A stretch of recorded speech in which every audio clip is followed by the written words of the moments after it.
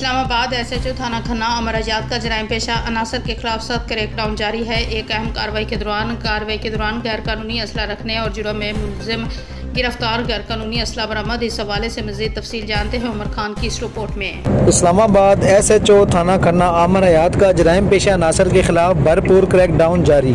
एक अहम कार्रवाई के दौरान गैर कानूनी असला रखने के जुर्म में मुलजिम गिरफ्तार, गैर कानूनी असला बरामद।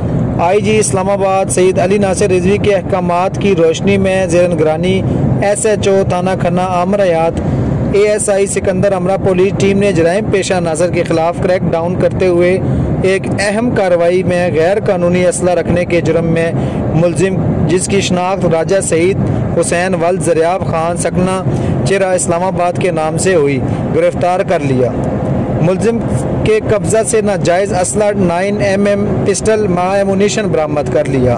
मुलजिम के खिलाफ थाना खन्ना में मुकदमा दर्ज कर लिया, मजीद तफ्तीश जारी।